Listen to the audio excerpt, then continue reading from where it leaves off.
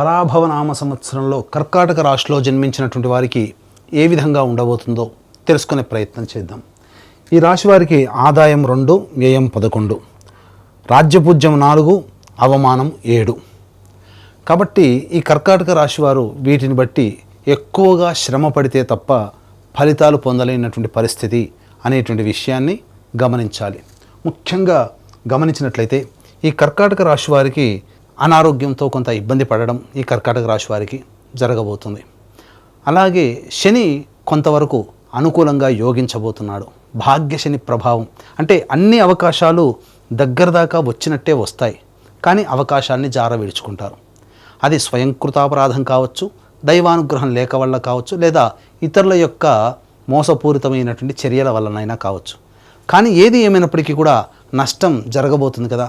కాబట్టి ఇటువంటి నష్టాలని దైవానుగ్రహం చేత మాత్రమే నివారించుకోగలుగుతాం అనే విషయాన్ని గుర్తుపెట్టుకొని దైవానుగ్రహాన్ని నిరంతరం పొందే ప్రయత్నం చేసినట్లయితే మంచి శుభఫలితాలు ఈ కర్కాటక రాశిలో జన్మించినటువంటి వారు పొందుతారని చెప్పవచ్చు. ముఖ్యంగా మే 31వ తారీఖు వరకు కూడా మిథున రాశిలో గురు సంచారం చేస్తున్నటువంటి ఈ కారణం చేత ఖర్చులు అధికంగానే ఉంటాయి, కానీ సద్వ్యయం అవుతుంది.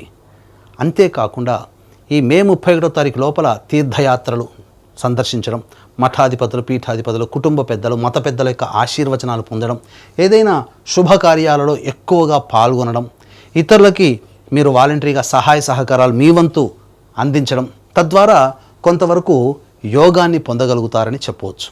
ఈ యొక్క చేసినటువంటి వాలంటరీ సర్వీస్ ఏదైతే ఉంటుందో అది భవిష్యత్తులో మిమ్మల్ని ఆపద సమయంలో కంచుకోటలాగా కాపాడుతుంది అని విషయం మర్చిపోకండి.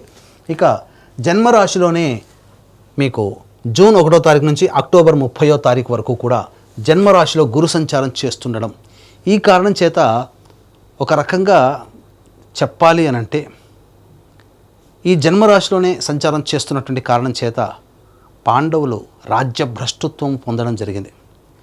కాబట్టి దీన్ని మనం నెగిటివ్లో పాజిటివ్గా వెతుక్కోవడము అంటే వాళ్ళకి విదేశీయానం అడవుల బాట పడ్డారు, అంటే ఉన్న ప్రాంతం నుంచి వేరే ప్రాంతానికి వెళ్ళారు, అక్కడ కష్టాలు పడ్డారు.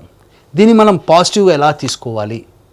విదేశీయానము, విదేశీ విద్య, దూర ప్రాంతానికి వెళ్ళాలనే కోరిక, అక్కడ స్థిరపడాలి విదేశాల్లో అనే కోరిక ఎవరికైతే ఉంటుందో అటువంటి కోరికని మీరు సంచారం జూన్ 1వ తారీఖు నుంచి అక్టోబర్ 30వ తారీఖు వరకు జన్మరాశిలో సంచారం చేస్తున్నటువంటి గురు ప్రభావంలో కలుగుతుంది. కానీ కష్టాలు ఎదుర్కోక తప్పదు. కాబట్టి కష్టాలు అనేటువంటివి అక్కడ దూర ప్రాంతంకి వెళ్ళినా అక్కడ తప్పవు, కష్టాలు పడక తప్పదు.